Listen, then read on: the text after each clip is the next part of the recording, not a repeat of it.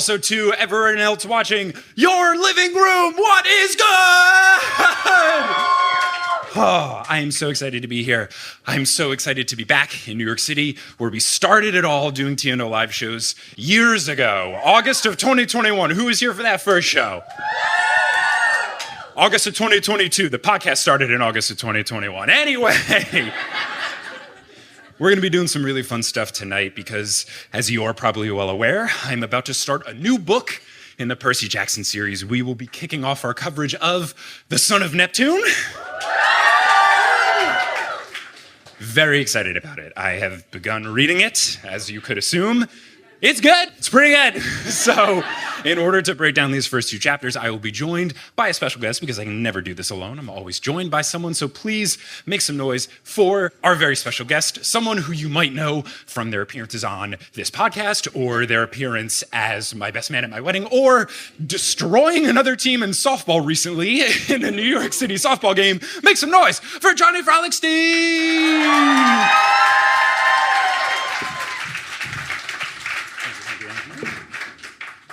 How's it going, bud? It's great. I think it was 17-1, that softball game. Yes. So let me flex a little bit. We were in a situation where Johnny joined to sub on my team of mostly lawyers, Adam Hamawala, and me on a softball team. It's very fun. And we were playing this team, and we were doing quite well. And it got up to a point where we were up 12-1. And then one of the guys on our team was like, all right, we're up by a lot. It's the second to last inning. Like, maybe let's ease it up a little bit. And then our teammate scored another run. So it was 13-1. And then I got up to bat with the bases loaded. And I was one home run away from the cycle. So the cycle is a thing in baseball where you hit a single, a double, a triple, and a home run in the same game. Now, I've been playing baseball since I was 5. I never did this. And I got up to plate with the bases loaded and the chance to hit for the cycle. And I was like, I'm not taking my foot off the gas. I'm swinging for the non-existent fences. And I absolutely cranked one as far as I could and hit a grand slam home run. And it felt very good. And the best is Kelly didn't realize until I was like rounding second base that I was going for a home run. Otherwise, she would have videoed earlier. But she did send me a video after because Kelly and my daughter were at the game. And in the video, you can hear two distinct things. As I'm rounding third, you can hear Johnny in the background go, "Salami, baby!" Noting the grand slam. You can also hear someone on the bench of the other team go, "Jesus Christ, a grand slam." Also overheard on the other team at one point was, "I can drink beer without losing this bad." Yeah, I think Kelly said they made some sort of comment like, this is fun, but I don't like paying to lose this much. Yeah. So we may or may not have demoralized a lot of people. But we're not here to talk about sports. This is the nerd show. We're here to talk about books. So before we get into our coverage of The Son of Neptune, got the new guest question for you. So if you had a Riptide, an inanimate object that turned into something else, but because you're not a demigod, it doesn't turn into a weapon, it turns into a different inanimate object, what would you have? My answer is I would have a friendship bracelet that turned into my laptop so that I didn't have to carry my laptop around all the time. What about you? So during the pandemic, I got really used to wearing sweatpants everywhere. And multiple times traveling after the pandemic, I didn't bring a belt. Like to weddings and to, various other sort of fancy events. So mine would definitely turn into a belt.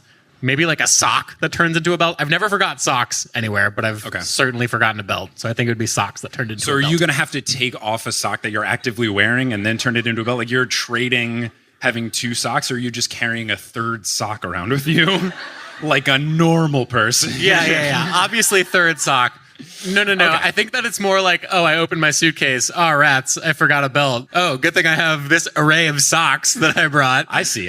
I will say forgetting a belt is definitely something I do a lot. I have to pack it like before I'm doing anything. I have to like take my belt. I even had to do it today where I was packing all this stuff. I was like, you cannot forget a belt because I've done it before. Don't worry, everyone. I'm wearing a belt. So let's get into The Son of Neptune. I'm pretty far ahead of the podcast, but I would assume that everyone understands what's going on. Where we last left our heroes, Jason said, "Oh, hey, that Percy guy is probably in the exact same position as me, but in California instead." So That's where we're kind of picking things up. But in the very beginning of this book, you've got the dedication page, which I don't know if you guys have read the dedication page. It is so sweet. Quote, to Becky, who shares my sanctuary in New Rome. And of course I wrote in my notes, New Rome! New Rome? Even Hera could never make me forget you. Stop, it's too sweet. It's too sweet. But like, she could. Like, I don't know. As we see here, Percy's got a particular memory, so like, I don't know. Maybe Rick's love is more powerful than Hera's grumpiness. But the other thing you get in the intro is you get this very detailed map of Camp Jupiter. We won't be discussing it at the top here, but we will probably get into it at some point in the show. But I was telling Kelly when I was reading this earlier that I had read the map. She was like, oh, you already read the map? And I was like, it was on the second page. If they didn't want me to read the map, like put that in the end. Put it in, like an appendix if you don't want me to read it first. But I read it. I'm very intrigued by a lot of things in the map, most notably the aqueduct, but we'll get into that. Camp Jupiter? Camp Jupiter. So let's get into chapter 1. I was very delighted because I opened the book and at the top of the page for chapter 1, it said, Percy! Yes, my boy! Not that I didn't enjoy our 3 friends from The Lost Hero. I think they're all great, but to have the return of Percy makes me very happy. Plot twist, different Percy. Sorry. Percy Williams was a middling manager. So this book opens with, quote, that's your one time you're allowed to talk. No more. I have the microphone. You all have the ears. That's it. Love you, Robert.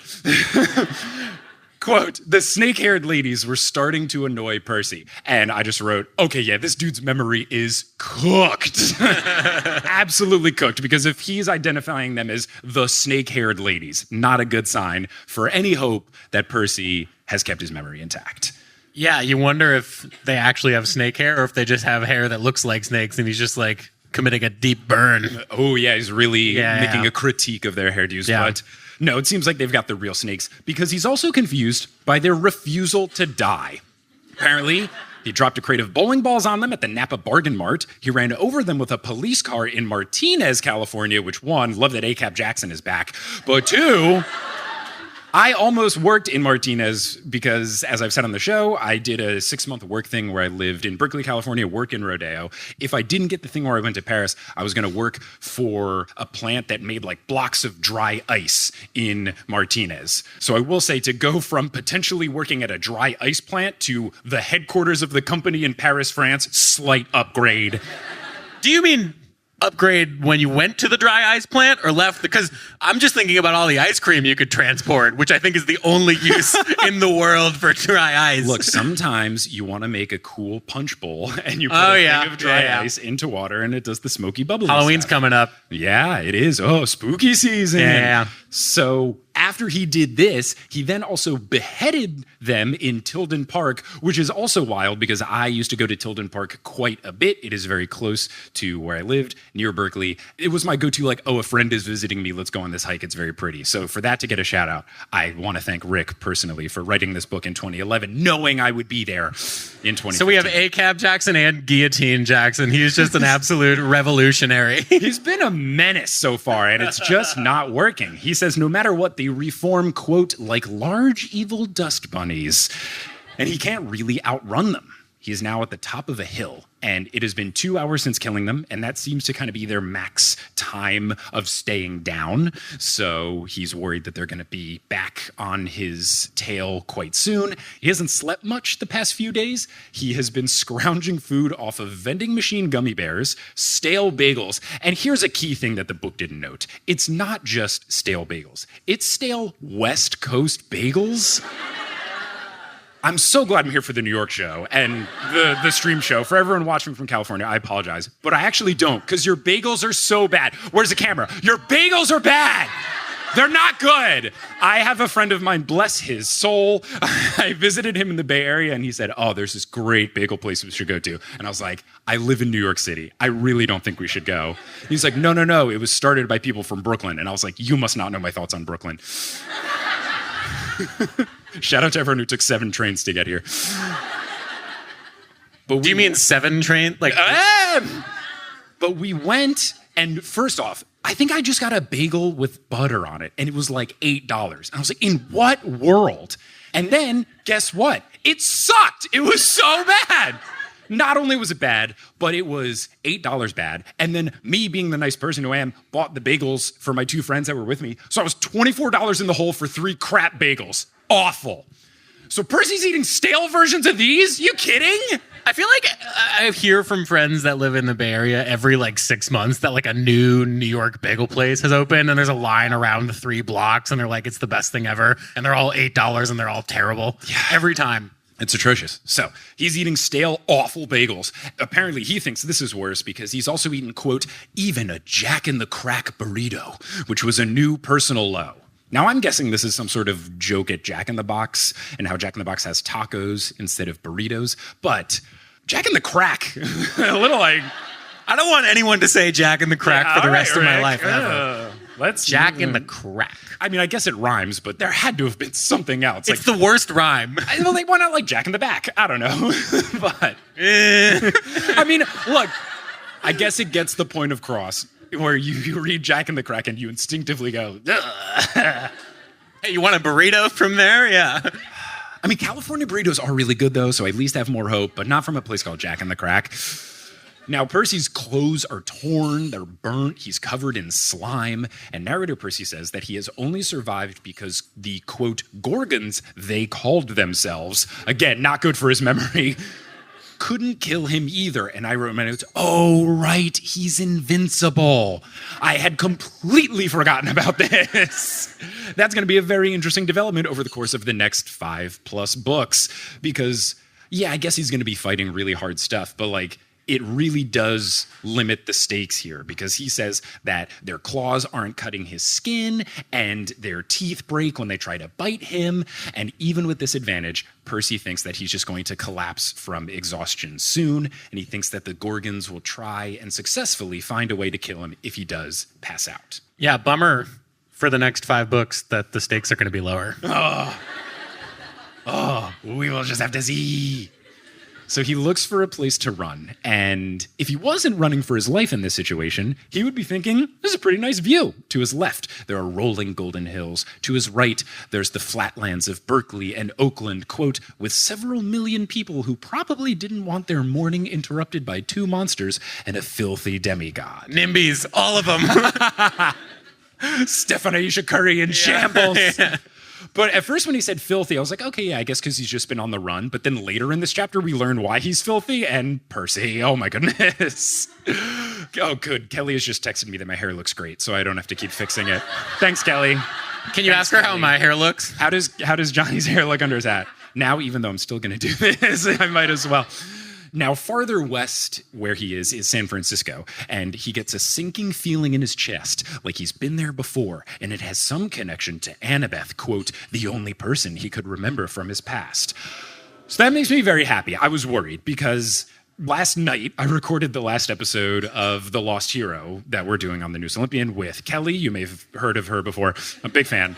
But when we were talking about that, Kelly was having me guess, okay, who do you think the 7 is? Who do you think these people are? Because Jason rattled off a list of names. So I was thinking, okay, yeah, because there's the whole who's Raina thing. And I was worried there could be the potential that whatever is going on with Jason and Raina could be happening with Percy and Annabeth. I was very scared that he would start this book not knowing who Annabeth was, and then we're going to have to work our way back to that. But thankfully, he at least knows he has a connection to Annabeth, and I would just hope that it's strong enough where if some floozy comes along, that he doesn't pursue anything romantic. You calling Piper a floozy? No, just maybe one of these new, Romans. Now, his memory of Annabeth is incredibly thin, but, quote, the wolf had promised him he would see her again and regain his memory if he succeeded in his journey.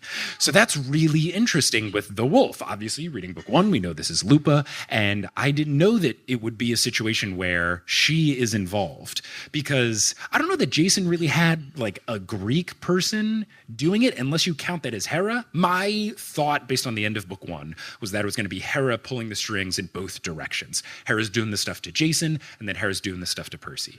But it seems seems now like Hera's doing this stuff to Jason and then Lupa's doing this stuff to Percy, or at least it could just be logistic because you have to have the meeting with Lupa and then you have to survive and then you get to the camp. So at least in this point, I was wondering, okay, what's going on? Because I was intrigued that Lupa is here when we didn't have, say, Chiron very early on talking to Jason. It was Jason showing up and then Chiron going, "You should be dead." Trapdoor? Yes, yep, still intact.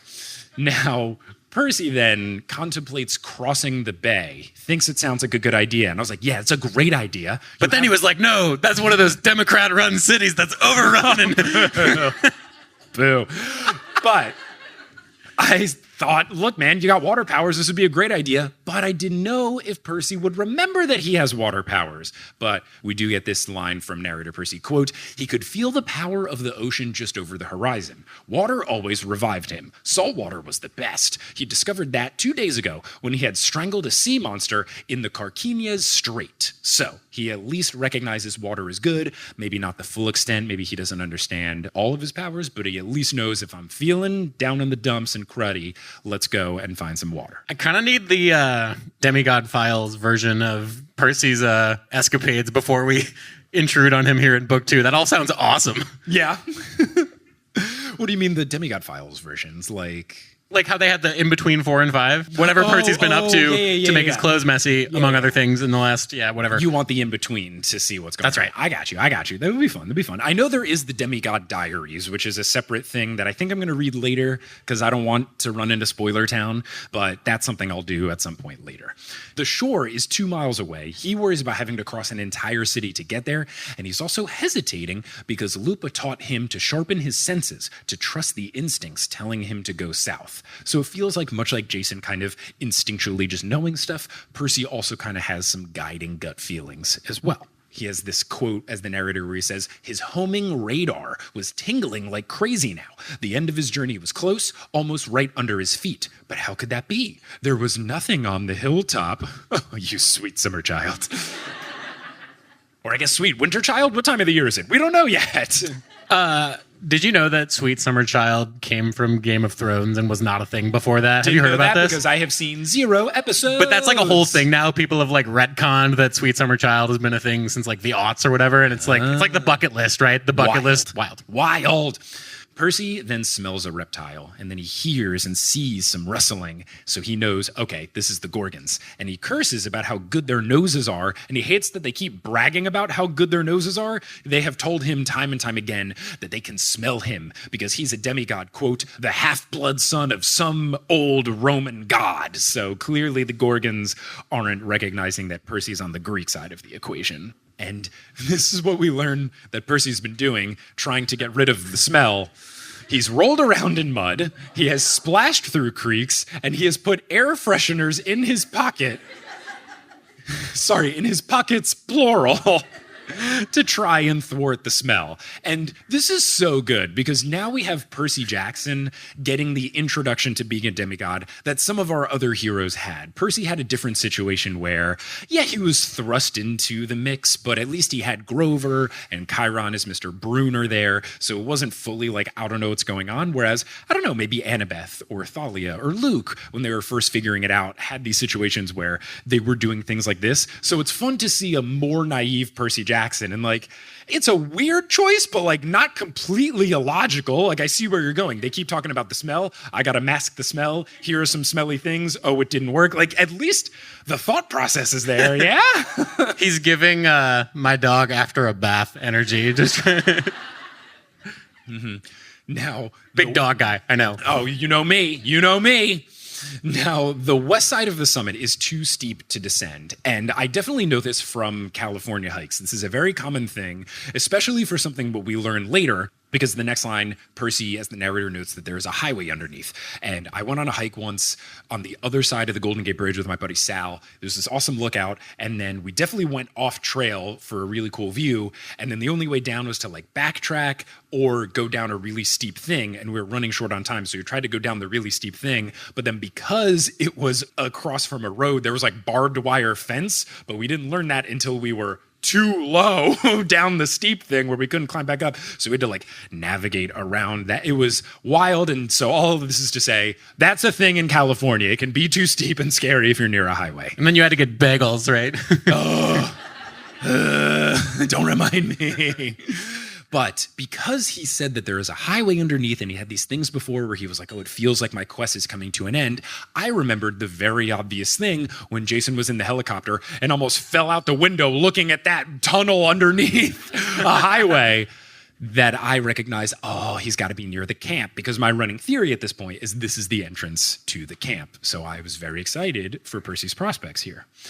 He thinks to himself that he wishes he was in one of these cars on the road, but then he realizes that the highway must cut through the hill, meaning that there's got to be a tunnel, and he bets that tunnel is below his feet. And when he thinks this, his internal radar, which I guess is just like the way to say Spidey-Sense and not get sued, his Spidey-Sense is going off right after he has this thought. So he knows, okay, I got to find a way to basically go straight down, but how do I do this?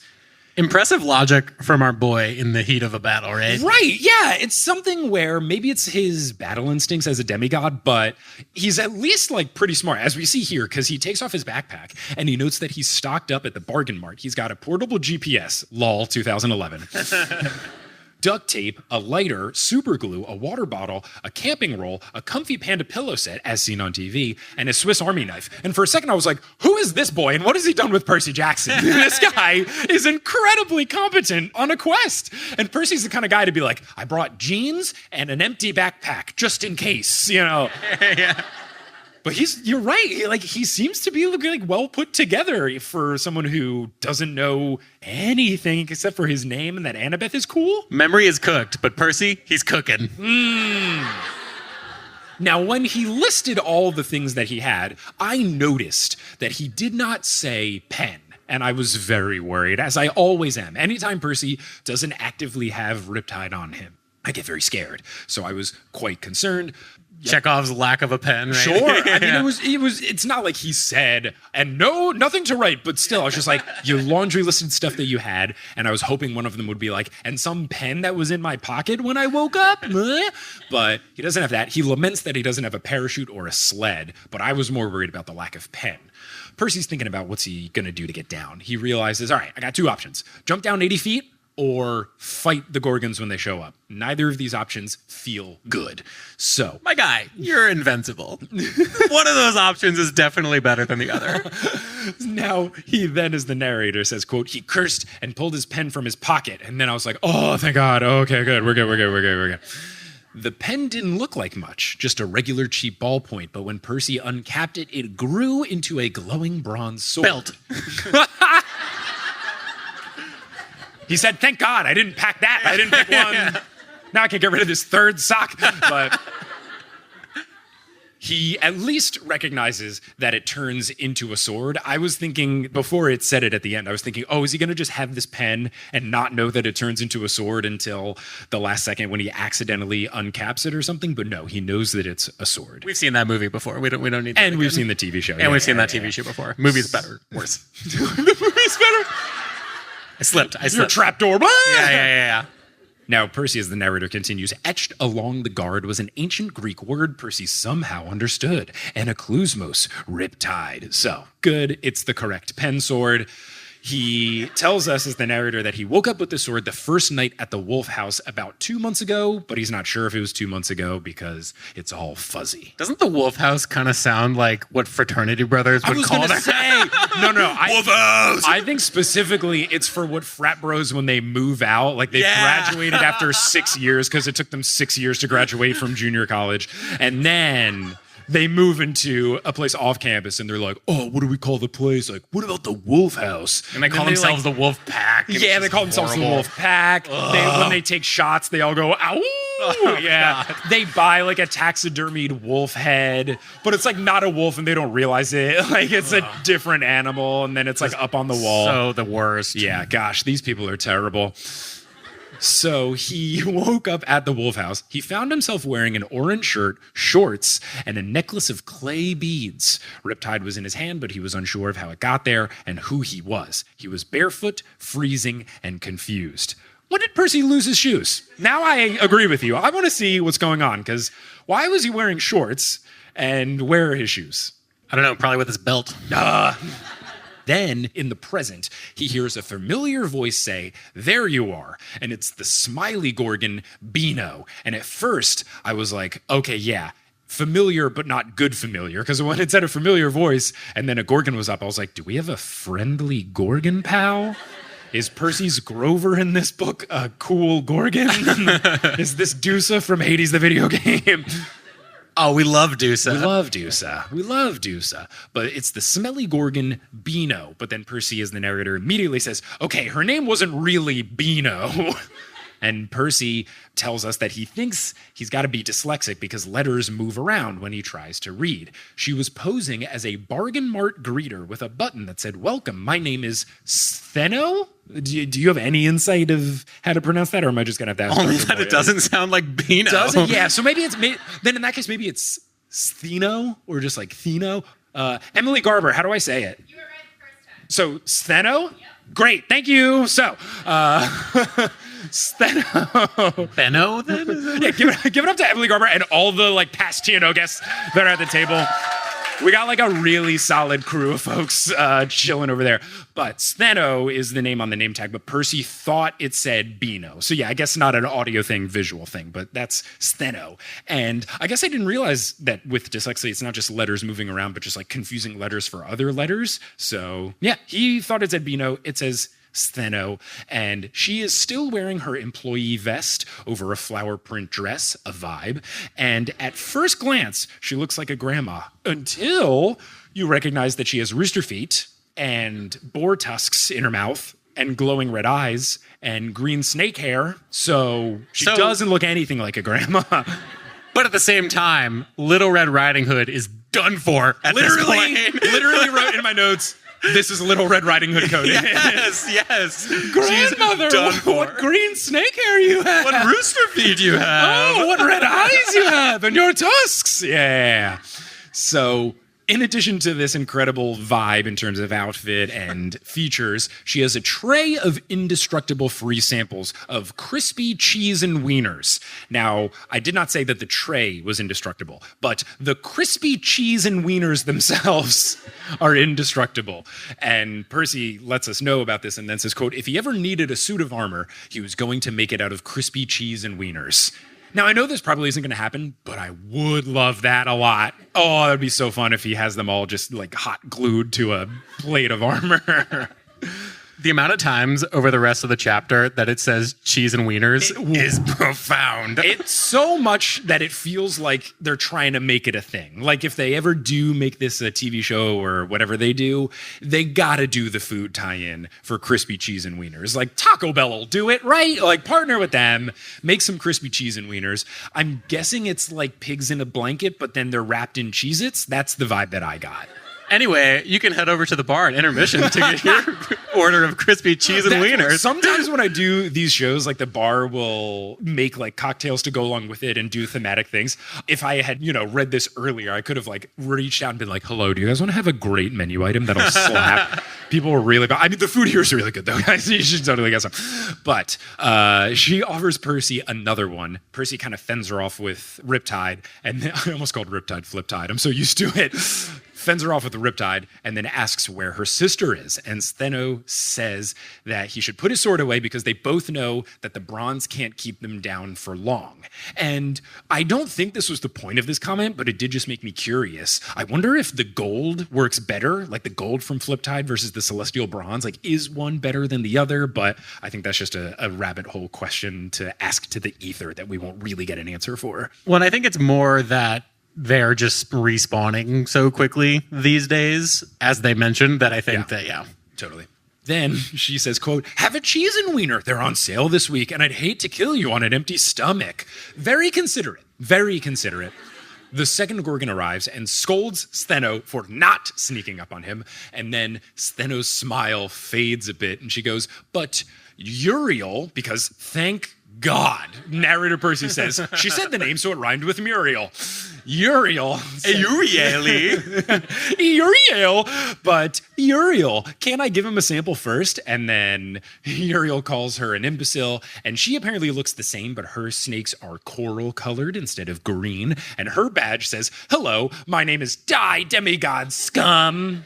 I just love that we have a classic case here of a henchman's commitment to the bit being their downfall. Just like in Pirates of the Caribbean, the homie with the eye that keeps coming out and it always gets him into trouble. Love that guy. So she taunts Percy about how he's led them on this chase, but it ends here. And then Steno reminds Percy that the Cheese N Weiners are only $2.99 and they're on aisle 3. And Uriel growls, Steno, the bargain mart was a front. Commitment to the bit. This would definitely be me if I was one of the bad guys in the Percy Jackson. I would be so in character as the shop owner. I would be worried about our little mom and pop store, making good dividends and, being in the green at the end of the day, but also still trying to treat our employees well. I'd be so in the fiction of it. Yeah, inflation's been tough on y'all, hasn't it? Like if I worked at Monster Donut, obviously I'd be killing the people, but then I'd also be like, but how was the cruller? Was it good? Too much icing, not enough. Is the apple fritter good too? Too appley, too cinnamony? Yeah. Do we hit the balance? Oh, also I'm a Hydra. Blah. Killer cruller. Oh, God, so good, right? Percy Jackson show, take that down. If they don't partner with Dunkin' Donuts, I'm going to be so pissed. Or Krispy Kreme or whoever, No, not Krispy Kreme. Dunkin'. No? Yeah. Did Krispy Kreme do something No, it's bad? just so oily. You said that like Krispy Kreme was Chick-fil-A. No, not Krispy Kreme. No. The glaze is made out of ground up animals. Yeah, exactly. It probably is. Anyway, she scolds Steno because Bargain Mart is a front. She scolds her for going native, which is a fun way to say it, and then reiterates that they want to kill Percy because he defeated Medusa. Percy backs up a little bit and tries to explain, look, I really don't remember any of this.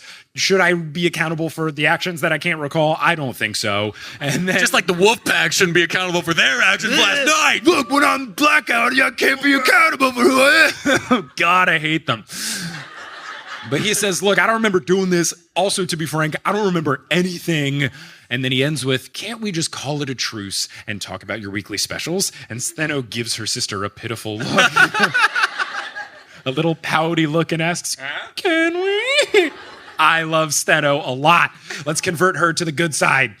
And I do appreciate that even though this is a book that is, the third person narration style, still Uncle Rick was like, okay, but it's still got to be really funny because it's Percy chapters. Like the comedy is back. Not that it was completely gone in The Lost Hero, but like we're having some comedic antics here. I don't feel like any of the, I guess like Ma Gasket and the Monocle Motors people were kind of fun, but like, this is fun. These are the Percy Jackson goofs that we have come to know and love over the course of 5 books. And I think we got a little of it in the Leo chapters. I mean, Leo's such a bundle of joy and fun. Mm-hmm. Yes, but I just appreciate that Totally. overall antics back on the menu. Also on the menu, crispy cheese and wieners. Cheese and wieners. Uriel screams no and says that it doesn't matter that Percy can't remember because she can smell Medusa's blood on him even if it's a couple years old.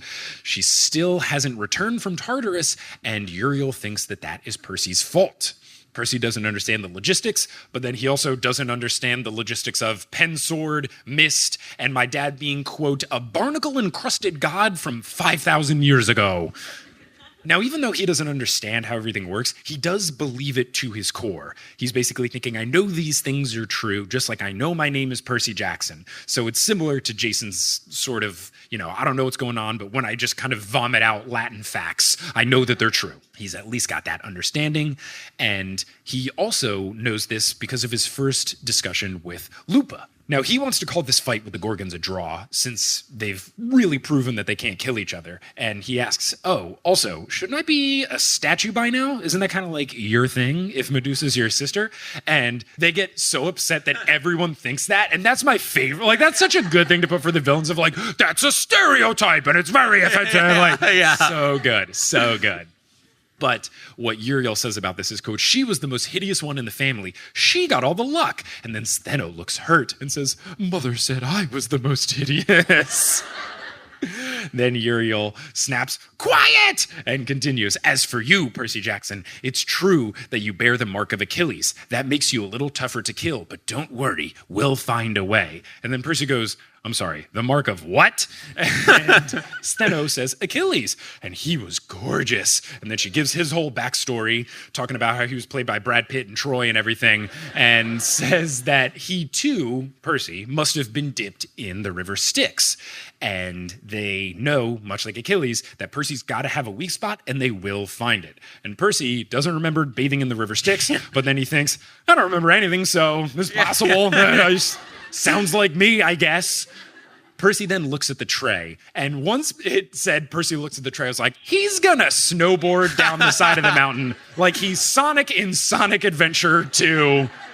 Chekhov's tray, baby. Around at the speed of sound. Like, I was waiting for that to happen. What we get is still cool, but it's like just shy of being that cool. But when he looks at the tray, Steno misinterprets it and goes, reconsidering? So good. It's so good.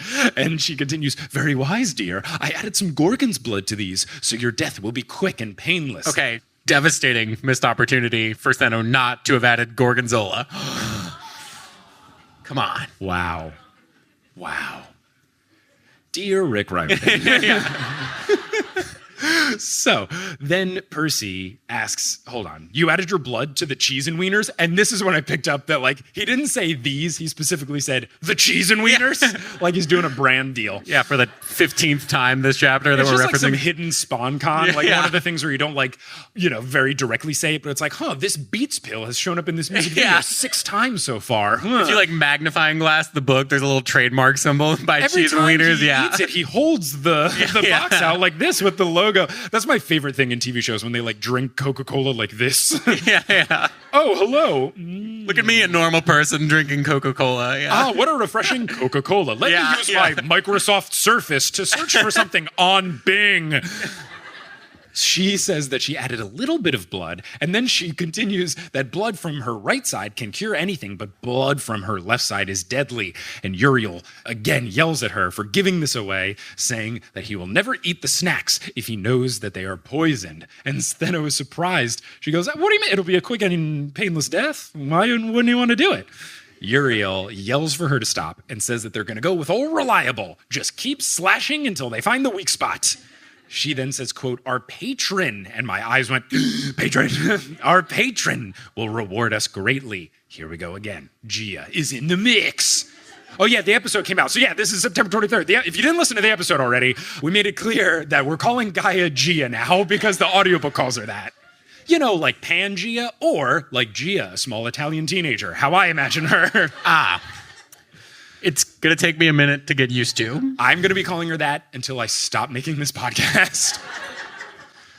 When Percy hears them talking about a patron, he gets a little bit of a light bulb moment. He thinks, I got to keep them talking. So how about I ask them about this patron? So he asks, who is this? And Uriel, and I'm surprised it was her. Feels like Steno was more of the give away all of the information, villain vamping person. But Uriel says that it's Gia who brought them back, and says that her armies are marching south. Quote, at the Feast of Fortune, she'll awaken and the demigods will be cut down like, and then Steno jumps in, like our low prices at Bargain Mart. So good. Give also, me a Steno spinoff book. Yeah. Also, we have a deadline, baby. Mm-hmm. Wouldn't be one of these books without a deadline. It'll probably be some sort of thing relating to the solstice of sorts. The Feast of Fortune. And you know what? I bet they have roughly between 1 to 2 weeks until the you Feast better of Fortune. believe it. No spoilers over here. And there will be some limit to the mode of transportation that they can take. Yeah. I don't know. Trapdoor. Just like Rick cracking his knuckles and be like, here we go, baby. Another one. Oh, it's so good. I love it. He wrote the thing blindfolded. He literally wrote it blindfolded. A format. It's so good. So, yes, we've got the Feast of Fortune. And at the notion of the low prices, Uriel goes, Gah! And then starts to attack Steno. So Percy goes into action. He grabs the platter. He slashes Riptide. He cuts Uriel in half. He raises the platter to Steno's face. And she sees her own reflection and goes, Medusa! Ah! Uriel is already partially reformed, kind of like a clump, but has like eyes and a mouth, and then yells at her that, no, that's your own reflection and that's not Medusa. Percy then slams Steno on the head with the tray, knocks her out, and then we get this line to end the chapter, quote, he put the platter behind his butt, said a silent prayer to whatever Roman god oversaw stupid sledding tricks, and jumped Apollo, off the side of the hill. Who? Apollo, probably. Oh, I was thinking Hermes, because it's like travel. Well, he's the trickster god, and these are tricks. Different definition. I buy it. But anyway, hops on his little sled there, and then either that song from Sonic goes, or Superman by Goldfinger, starts, and then that is the end of chapter 1, which I have retitled to give a nod to the chapter 1 title from The Lightning Thief. I accidentally forget who I am. Do you have a retitling for chapter 1? I say no to a plate of cheese and wieners. Yeah, that's pretty good. Pretty good. So that is the end of chapter 1. That is also the end of act 1 of the show. Ooh, so see you all soon. Hello and welcome to the first mid-roll break of the Son of Neptune era. It is a new era of TNO. We have a new mid-roll break name that many people have been highly anticipating, and I just had so many things going on at the live show that I forgot to name drop the mid-roll break name for book 2, which we are calling The Son of Fortune. Yes, The Son of Fortune is what we would be calling the mid-roll break. I know that there was a lot of clamoring for this name as well as The Sum of Neptune. I just like The Son of Fortune a little bit better. It's fun to pronounce fortune all fancy, like, oh, The Son of Fortune. But also, I just feel like the mid-roll break is more than just the ad stuff. There's a lot of updates with the show and stuff, and that feels very fortunate and fortuitous for you to hear about good fortune happening in regards to the podcast. It doesn't just mean money in my pocket, which is nice because this is my job and I want to keep doing it. But I think focusing on the fortune is better than focusing on the sum. So here we are with the Son of Fortune for the rest of this book. And I'm very excited for these mid-roll breaks. But let's get into this first one. There's a bunch of cool stuff. Let's first get into some logistical podcasty things about this particular episode. After this mid-roll break, you will hear the audience laughing and stuff. There is a visual bit that goes along with what we're doing. Johnny and I changed our outfits. We were not wearing matching clothes, and then we changed into matching clothes to make the bit make sense. If you want to see this visual gag, you can watch the replay of this episode. The stream replay of this live show is available over at thenewsolympian.com/Patreon. There is a Patreon shop, and on the Patreon shop, you can buy replays from old live shows, and this is one of the ones that you can get, and you get 20% off if you're a patron. That's pretty cool. Now, that aside, there has been a big announcement. You may have seen this on social media, but the first chunk of 2025 tour dates for TNO have been announced. We've got stuff booked through mid-May, and I'm happy to announce the plethora of live shows that we have coming your way. So obviously, to close out 2024, we've got our December 3rd show in Vienna, Virginia. We've got the December 15th show in Dallas and the December 16th show in Austin, Texas. And then we kick it back up in February of 2025. February 1st, we're going to be in Hartford, Connecticut. February 9th, we're going to be in Baltimore. February 23rd, we'll be in Richmond, Virginia. March 9th, we're going to be in Houston. April 10th, we will be in St. Paul, Minnesota. April 11th, we will be in Milwaukee, Wisconsin. April 13th, we'll be in Des Moines, Iowa. April 14th, we'll be in Chicago, Illinois. April 16th, we'll be in Columbus, Ohio. April 17th, we'll be in Cleveland, Ohio. May 3rd, we'll be in Montreal, Quebec. And May 9th, we will be in Buffalo, New York. There is some stuff to come later in the year, notably that I will be at Enchanticon in August, which is in St. Louis, and I'll probably be doing a show there in Kansas City and maybe Omaha, Nebraska as well. And then there will be stuff later in the year also, but this is the first half of the 2025 tour. All of those shows will be TNO only shows except for the new cities. So Baltimore, Richmond, Des Moines, Montreal, and Buffalo. Those 5 shows will be half TNO, half Potterless because we're following the continual plan where if I'm performing in a city for the first time ever, I want to do a Potterless act so that people who were/are fans of that podcast can have the opportunity to have seen it at least once. But yes, those are the shows. You can get tickets to all of these shows at thenewsolympian.com/live. I'm super stoked about them, and I hope you come through. If you want to know what we're covering at the shows, follow at News Olympian on Twitter, Blue Sky, or Instagram. Blue Sky, it's like at newsolympian.bluesky.social or at newestolympian.bsk. You know what it is. Search the Newest Olympian on Blue Sky, you'll find us. But we have a new Blue Sky account, so that's fun. But yeah, you can follow us on social media, and I will post usually the week of the show what chapters we're covering, and then that way you can prep. But the early 2025 shows will still be The Son of Neptune, and then by the time we're getting into the middle of 2025, we're probably going to have moved on to whatever book 3 is. I don't really know what book 3 is. I couldn't tell you the name of book 3, which is exciting. What's also exciting is that people are supporting the podcast on Patreon. I really do appreciate that. It is very cool. We've got a bunch of people supporting the show. We have new patrons to thank, so I want to give a shout out to the folks who have joined most recently. Shout out to our newest God tier patron, Vorg, and shout out to our newest demigod tier patrons, No Cap Capybara, Vroom Vroom Vroom MF, I can guess what the MF stands for, Mel Goethals, Heather Obermiller, Judy Knows Better, and Daisy Dom. Thank you all so much for your support. May Demeter bless you that if you are in charge of making stuffing for Thanksgiving, that it just slaps. It's the best part of Thanksgiving, and I hope that if you're in charge of cooking it, Demeter will help you make the best stuffing possible. Now, if you're all caught up on the Newest Olympian and you're looking for some new content to consume, you are in luck because I make other content besides this show, and I think you will enjoy the other content that I make. One thing that I think you would enjoy, bit of a change of pace, but still very fun, is a show that has one season out thus far, and it's called Modern Muckraker. Modern Muckraker is a show that I created with a bunch of very talented people. We scripted the show. I played a character on the show, and it's a investigative journalism podcast, but a comedic one. It's poking fun at things like NPR shows. It sounds like a very produced and professional deep dive investigative journalism show, but the questions that we're answering are silly things, such as, is the budget of East High School from High School Musical realistic for a public school in Albuquerque, New Mexico? Or how many IHOP locations can you visit and eat free pancakes at during one National Free Pancake Day? We went super over the top with research and interviewed highly overqualified people, and it's super fun, and you can listen to all 4 episodes of that at modernmuck.com or by searching for Modern Muckraker wherever you get your podcasts. Now, unless you're listening on Patreon, where you get access to ad-free episodes, you're going to hear words from a few sponsors, make it feasible for me to be a full-time podcaster. Some of those ads will be read by me, and others of them won't be. The ones that aren't read by me are inserted locally, so if you live in Sweden, don't be surprised if you hear an ad in Swedish. But once those ads are complete, we'll get back into this episode of The Newest Olympian.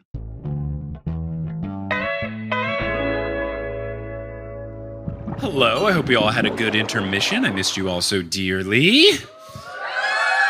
May have noticed the costume change. I just had to do it. You know, Johnny and I, this is actually the first time we've ever done a regular episode live. Like, we've only ever done goofy, like, brackets or other things like that aren't just, like, straight episodes. So, you know, we're always normally wearing goofy outfits like, you know, pug shirts and all that kind of stuff. So I was like, all right, I should probably change into some sort of goofy thing. We're still bringing the goofs, so let's bring Johnny out for the second act. Come up to stage, Johnny.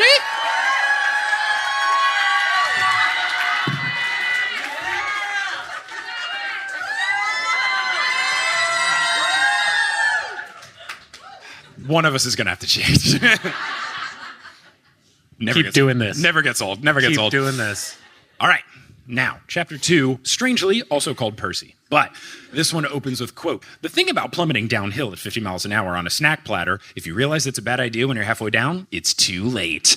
And that gives me big energy. I don't know if I've told this story on this podcast, but one of the last weekends I lived in France, me and my friend Tracy went to Norway. For anyone watching the streams from Norway, there's like that place where you can go tobogganing. It used to be like the bobsled track when the Winter Olympics were there, and now it's just like a park, and you can rent toboggans and go sledding down it and stuff. Kelly and I went recently when we were in Norway for Torp. It's very fun. You take public transit from the bottom to the top. Like, they don't have a ski lift. You just like get on the public train. It's wild. Norway's very cool. Wait, is it like underground? No, it's just like an above ground one. Yeah, like the light rail. Like Queens. Like yeah, like the end.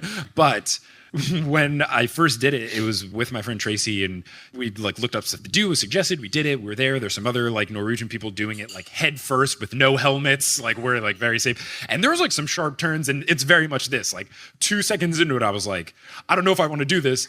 There is no other way to do this. So like my options are complete this or die. So this is the level everyone replays in the Heroes of Olympus video game, right? The like sledding level. You try to set the high score. Yeah, for sure. Mm-hmm.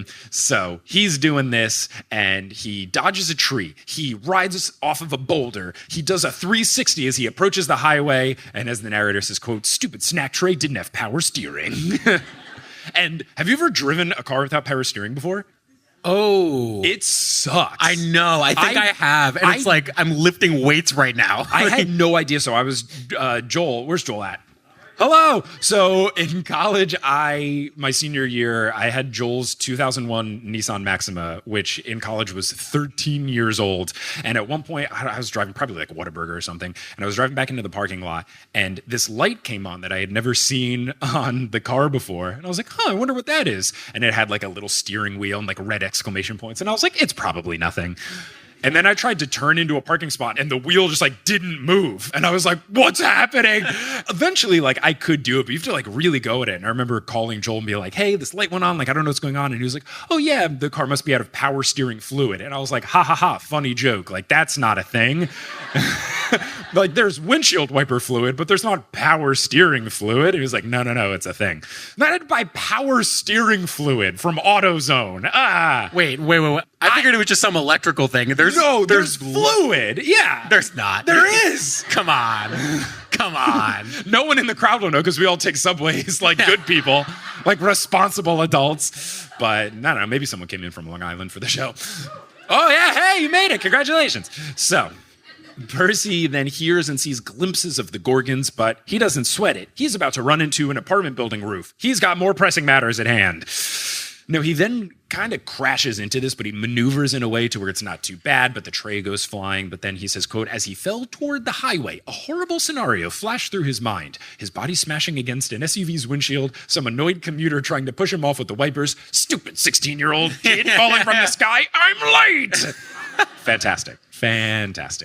But then a gust of wind sends him into the bushes and keeps him safe. And at this point, I was thinking, ooh, some sort of divine intervention? Gust of wind? Because that feels not like it's just going to be, it's too convenient to not be intentional. So my eyes perked up when I read this. Percy just wants to give up and pass out, but he knows he must continue. He feels his body, and though he's covered in scratches, he has no broken bones. He still has his backpack. He lost his sword, which for half of a millisecond, I was like, and then I was like, oh, right, yeah. Riptide's entire thing. That's the point. Thing.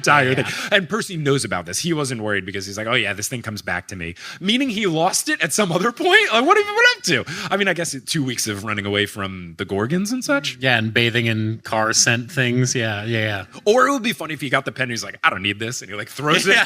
Yeah. It's just a pen. What the? Huh? All right, whatever. Who's Anna Klusmos? Right? Why did she write her name on her pen?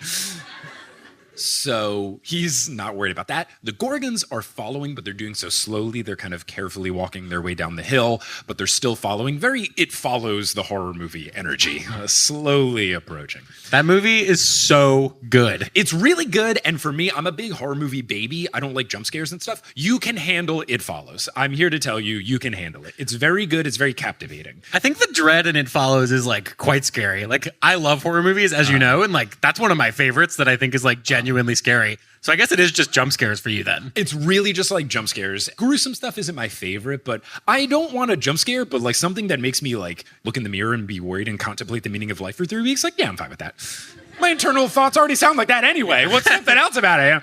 Little midsummer energy, it sounds like. That one, I think that would be the true test. But Percy thinks he's got about 5 minutes, and there is a chain link fence separating him from the highway. Quote, the fence was probably there to keep people from getting onto the highway and doing stupid things, like sledding into the fast lane on snack trays, but the chain link was full of big holes. Narrator Percy, third person, has equal energy to first person narrator Percy, and I'm very excited. I was worried, I was concerned. I have no more concern. He's absolutely fantastic. Yeah, the omniscience here is really doing a lot of work, pulling a lot of its weight. Yeah, it's working. It still has that Percy feel. Now, Percy thinks that he could steal a car from the neighborhood nearby, but he doesn't like doing it, even though he has borrowed a few cars, borrowed in quotes, recently. And reminder, one of those was a cop car. Whoa, hell yeah, Percy. Joyride, baby. He then sees the tunnel entrance to the east, and he sees a maintenance tunnel within it. And next to the tunnel entrance, on either side of this maintenance entrance, he sees 2 kids in armor flanking it. So that gives us pretty good signs. Hard double take.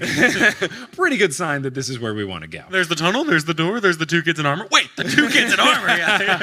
They have plumed Roman helmets and other armor. They have scabbards. Do you know what a scabbard is? I think that's Ron's rat. Okay. I knew when I wrote that, I was like, Johnny's gonna make A scabbard's joke. Okay, scabbard is a sheath for the blade of a sword or a dagger. Cool. They're wearing blue jeans and purple shirts. Purple shirts, we know that's important, and white athletic shoes. There's a girl on the right, there's a guy on the left. He's got a bow and a quiver on his back, and they have wooden staffs with iron spear tips like old school harpoons. So, quite the vibe. They also have signs that say, Roman camp here. Yeah.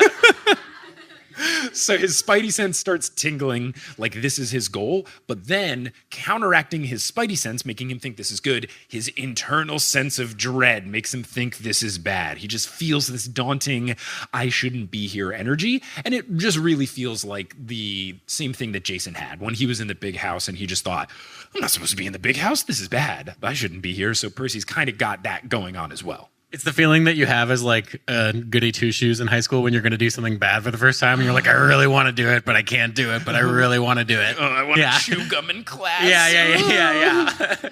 Percy looks back and thinks he's got about 3 minutes now with the Gorgons. Part of him wants to run down and risk crossing the highway median. Part of him wants to go to the ocean for safety.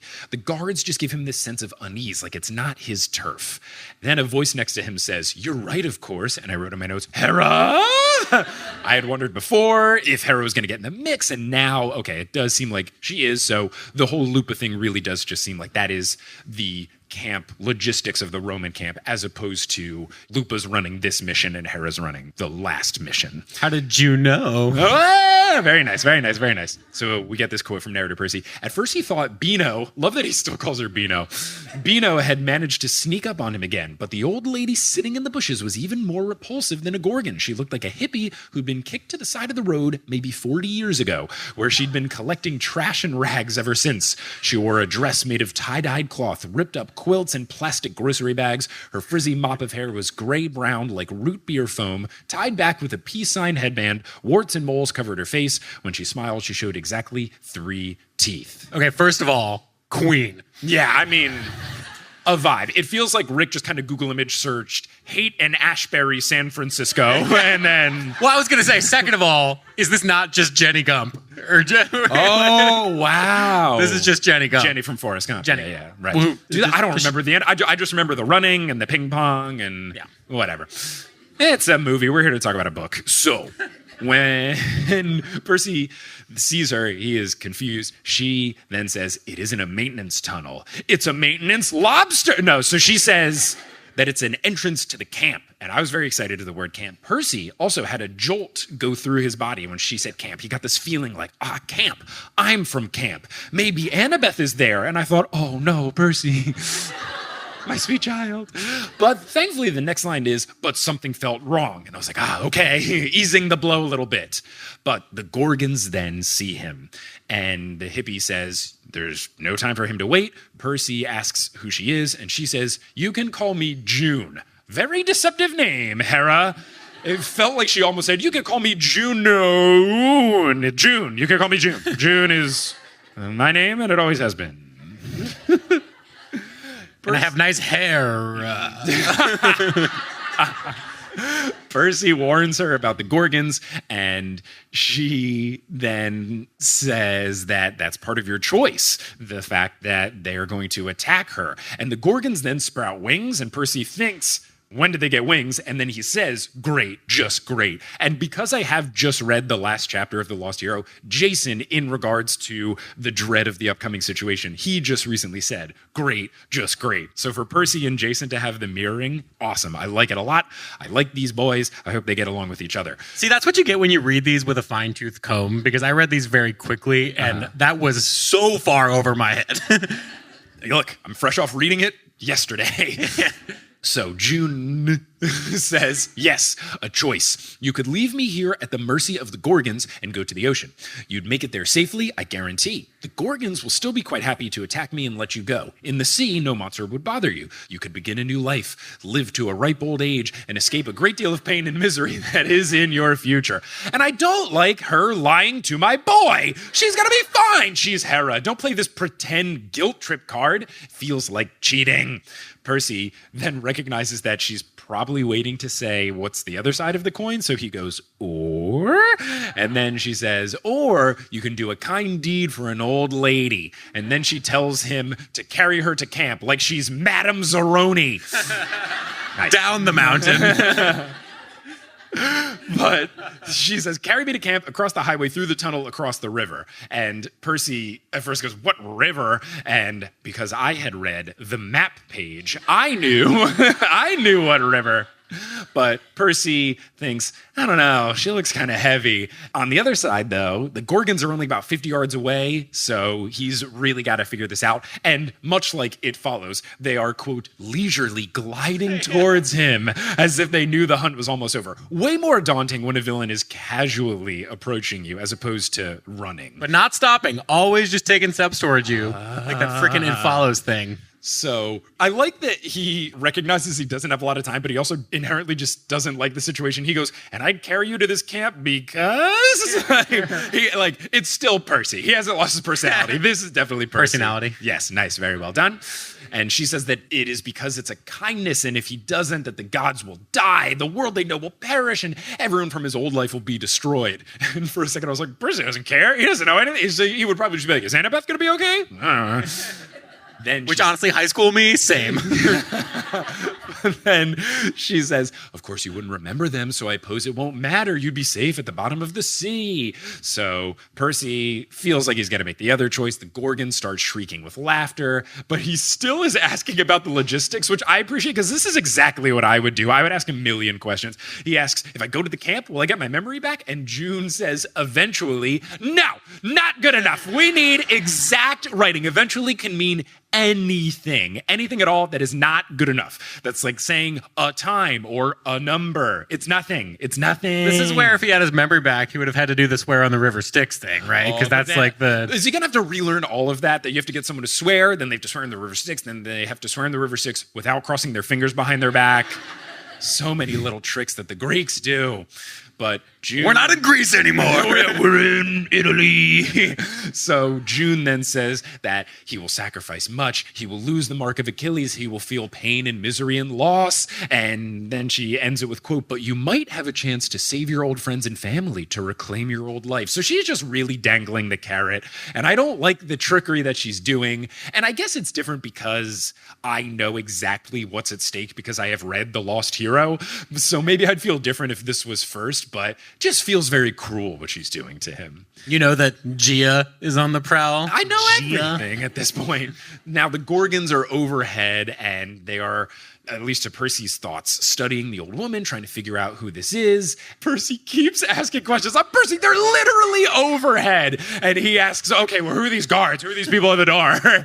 And then she tells him that they're going to let him in and he can trust them. And now basically says, look, what are you going to do? What are you going to help me out? What's your choice?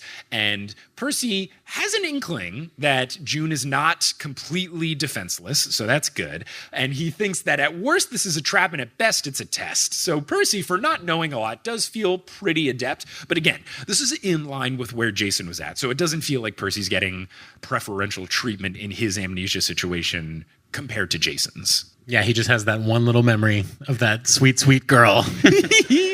Percy then has a fun thing as the narrator, and it's just a fun formatting bit from Rick, which makes sense because he's a teacher. Percy hated tests since he lost his memory. His whole life was a big fill in the blank. He was blank from blank. He felt like blank. And if the monsters caught him, he'd be blank. And it's either a test or Mad Libs. He was poop from poop. He felt like poop. We all were 12. You're so good at Mad Libs. But the best was when I was in 4th grade and then you would I knew the difference between adjective and adverb. So it's like poopy. Poopily. Poopily. Yes, uh-huh. Oh, proper noun? Poop with a capital P. But then he thinks about Annabeth. It's the only part of his old life he remembers. He thinks that he has to find her. Percy. So he then scoops her up, says he'll carry her first, so gives her a little bit of a warning.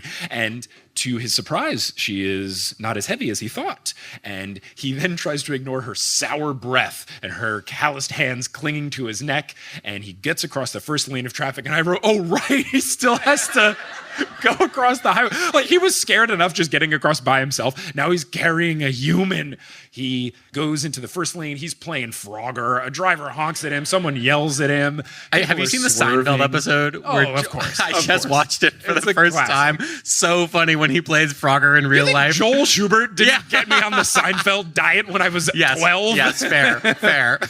So he goes and he's making his way over. Then a shadow comes over him and it's Theto. And I was like, yes, please offer him something. But all she says is, clever boy, found a goddess to carry, did you? And Percy is thinking, a goddess? And then June cackles and goes, whoops. And at first I thought the whoops was about not telling him, but then a car almost drives them over. Maybe it's a double whoops. I don't know. But her with the, I already didn't like Hera. And now, like, yes, Percy's invincible, but he is on a highway. Like, and I felt worried. I know I shouldn't feel worried for Percy, but come on, Hera/Juno. That would be some nice comedy, though, if Invincible Percy just got railed by a car on the highway and, like, went really far, but was fine. Well, like, I guess if a specific part of the grill sticks out and hits him in the small of the back, like, would he be Bad at luck. risk? Bad luck. It could happen. So Percy just gets across those lanes as quickly as he can. The Gorgons then swoop down. Cars are swerving out of the way, and he does the classic thing where he wonders with the mist, I wonder what they're seeing. His guess, giant pelicans or hang gliders. Both possible. I like the thought. He then lets us know as the reader that Lupa had kind of told him about the mist and how it affects mortals. Percy then... Percy then runs for the door, and then June gets heavier with each step. His heart pounds, his ribs ache, and then one of the guards yells, it's the guy, and Percy then shouts, wait, because he's ready to fire this bow and arrow at him, but it turns out that the guy is not aiming at Percy. It flies the arrow over Percy's head, and it's a Gorgon wailing in pain. So I was like, oh, cool. Very cool. Because I was worried, again, from reading the recent chapter, they were worried that the Romans are very warlike and they might think, especially now this is with the ship, with the Argo 2, that they might be bringing war. So there was a little part of me that was like, I don't know, man, they might like attack Percy. Yeah. It's like not out of the question. This is just another fantastic trope. Actually he was aiming at the bad guy behind you and not you thing. Like Legolas definitely had one or two of those over the course of his career. Career. Did Legolas have a career? Percy needed to get a skateboarding lesson from Legolas. Would have been really good. Even more stupid than what Percy did was Legolas skateboarding down the stairs. Percy is so close, but then he hears Uriel yell, gotcha! And Percy turns, but then an arrow gets her right in the forehead, and she tumbles into the fast lane. A truck slams into her. She goes flying 100 yards, but then she's like almost instantly ready to go. So Percy thinks, we just gotta get in here, reaches the door, thanks the guards, says good shot. Percy still Percy. I love it. So Uriel getting hit by this truck is cinema to me. Like, you can see the truck driving by and then the horn goes right when it hit, like, and then it hits her. Yeah. Totally. What's it, the Doppler effect or whatever? Where Cinema. Shout out to, there was one time when I was in France, this person wasn't my friend, they were a friend of a friend, and we were walking around and a siren went by, and it did that thing where it was like, and then as it went farther away, it changed, and then this girl turns to us and goes, it's so interesting how the sirens here, they have like different tones, and they like change the tone after they pass you. And I was like, oh no. Oh, honey. Oh, no.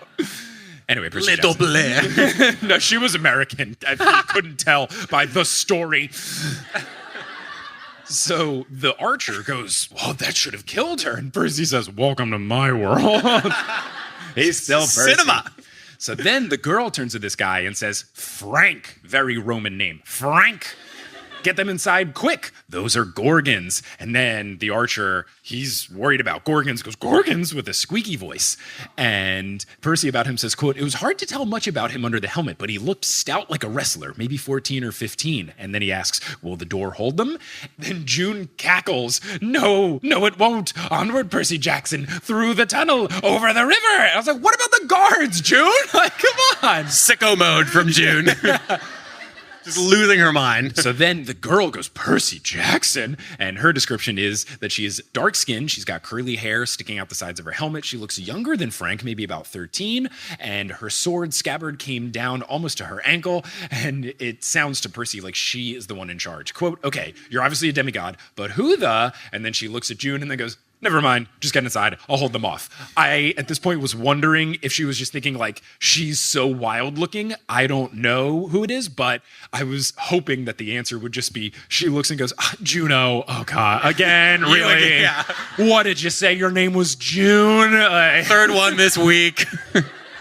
But then my eyes really perked up because after she glances at June and says, never mind, just get inside, I'll hold them off, the boy says, Hazel, don't be crazy. And I knew the name Hazel because we had Jason just rattling off some names to end The Lost Hero, and Hazel was one of them. I did guess, just complete shot in the dark, because they tell you Gwendolyn, Hazel, Bobby, Dakota, period, and Raina. And I guessed just like out of the blue that Hazel and Dakota would be the 2 and the 7. No one react. No one make any noise.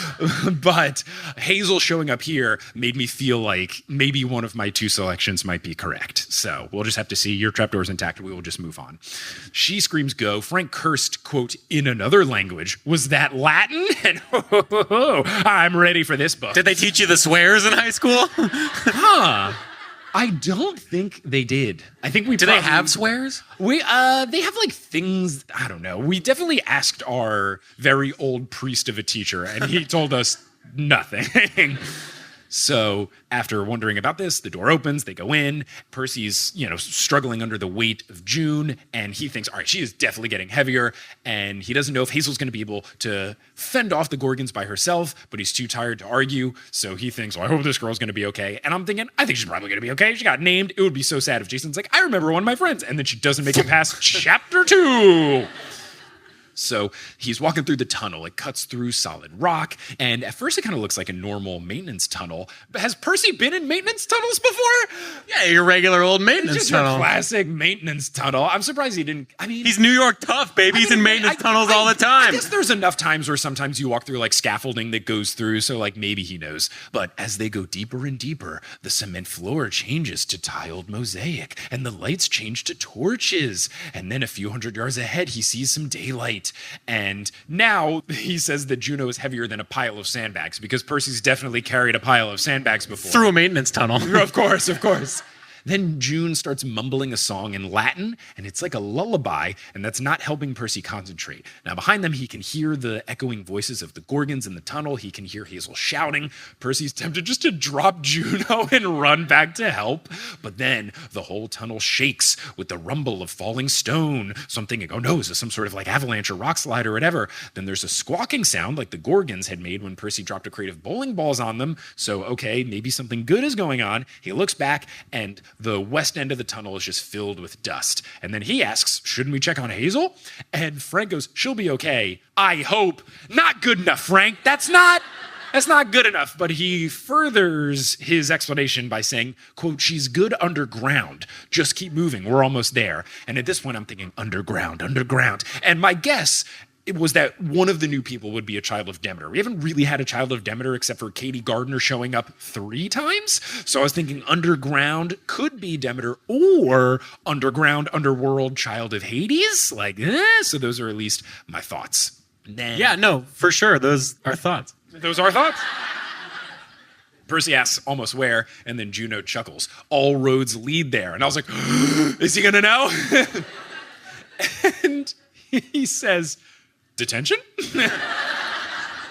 It's fun, the certain things that make its way. Percy doesn't remember idioms, but he does remember that he was a troubled teen, I guess you could say. So then Juno corrects him, Rome, child, Rome. And Percy, as the narrator, then says, quote, Percy wasn't sure he'd heard her right. True, his memory was gone. His brain hadn't felt right since he'd woken up at the Wolf House. But he was pretty sure Rome wasn't in California. Expert geographist, Percy Jackson. I guarantee there's like a Rome, California. There always Yeah. is. Yes, there has to be. If you're watching the stream from Rome, California, let us know.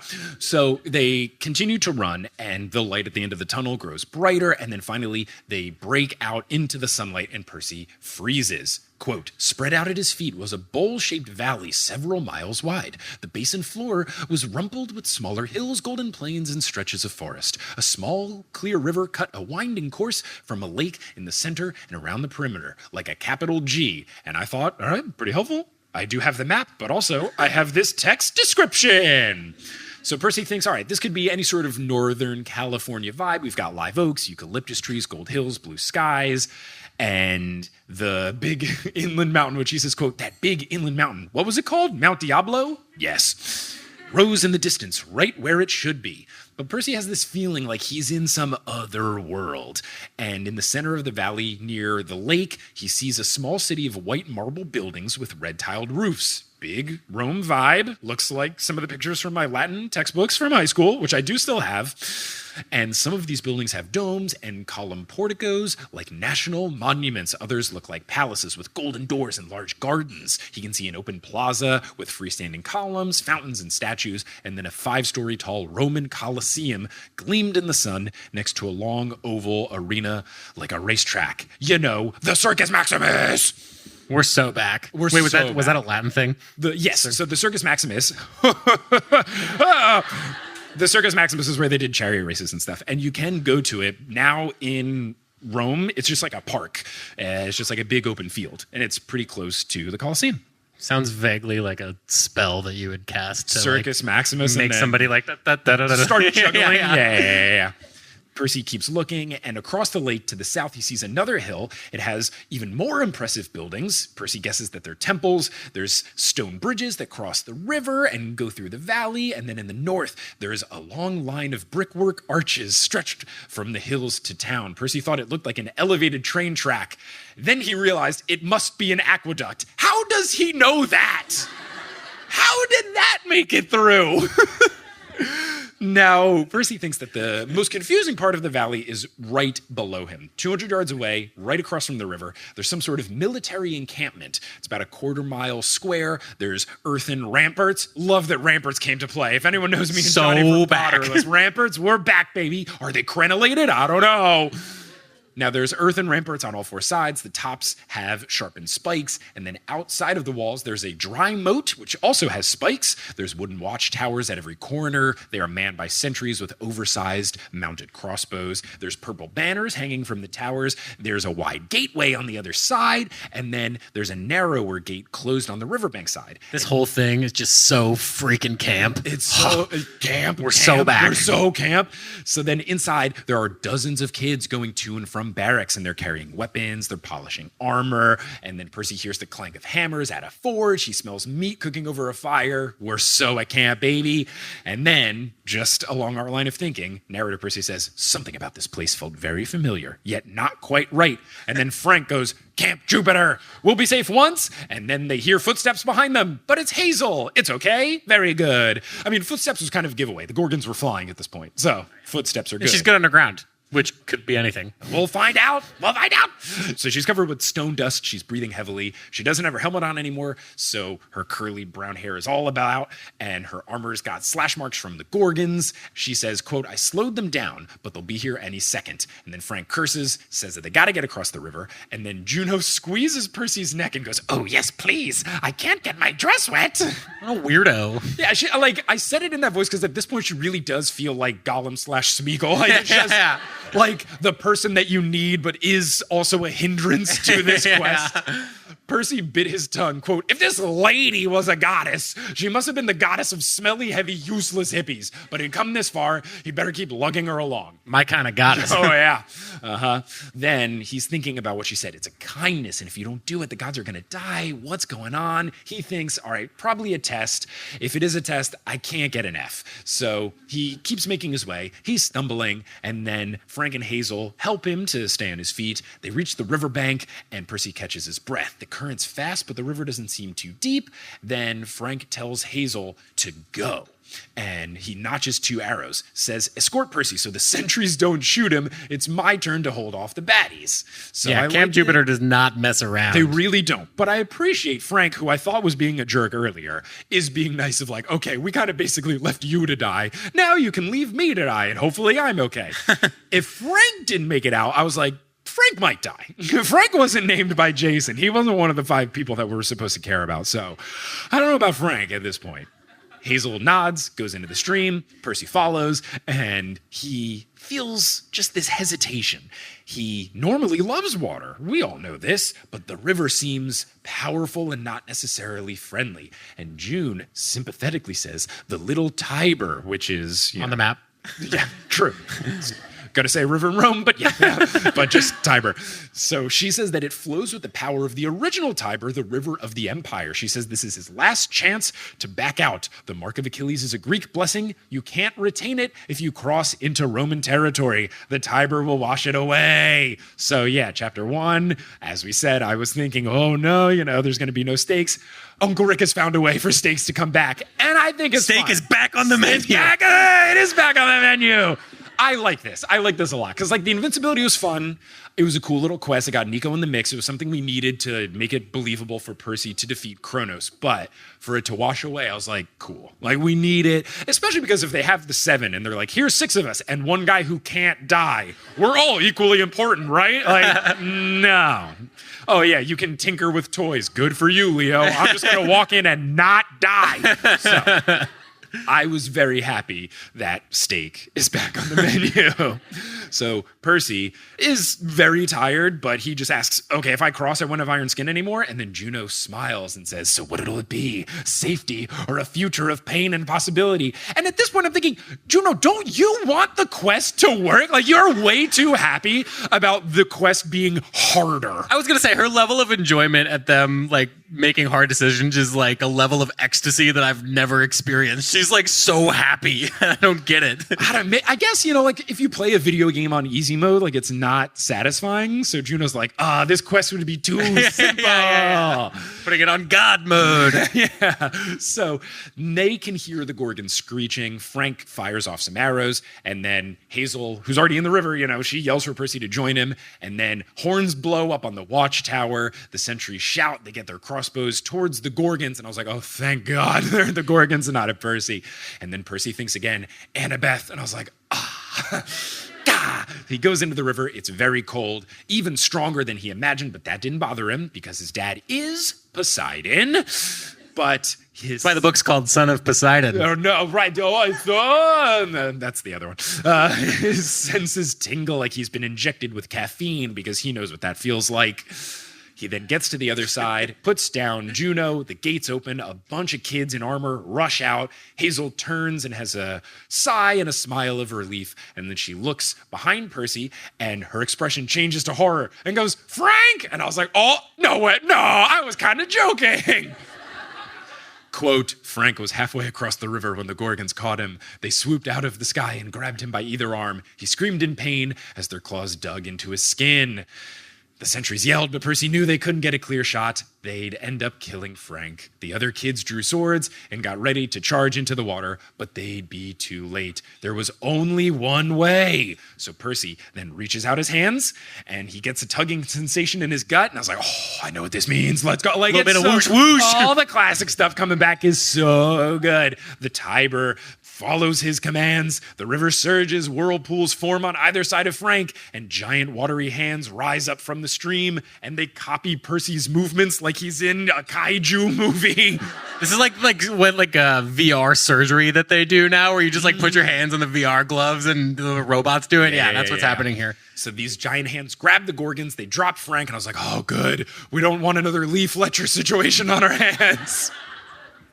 So they've got the monsters. Seems like everything's going to be okay. Percy then hears the other kids yelping and backing away, but he focuses on his task. He then makes a smashing gesture with his fists, and the giants' hand plunge into the Gorgons in the river, throws them down. The monsters hit the bottom. They poof into dust, and then you see clouds of glittering Gorgon essence that are struggling to reform, but the river pulls them apart like a blender. It says, quote, soon every trace of the Gorgons was swept downstream. The whirlpools vanished, and the current returned to normal. But not before Percy, with the water hands, stuck up the W for Wolfpack. It would be fun if you shot them a watery middle finger as they go down. So Percy's standing on the riverbank. His clothes and skin are steaming as if the waters had given him an acid bath, and now he feels vulnerable, so it feels like his invincibility is gone. And Frank is kind of stumbling about, but he seems to be okay. Hazel gets in there and helps him ashore, and only at that point did Percy realize how quiet the other kids had become. Everybody's staring at Percy, and the only person who doesn't look confused is Juno. And then she says, quote, "Well, that was a lovely trip. Thank you, Percy Jackson, for bringing me to Camp Jupiter."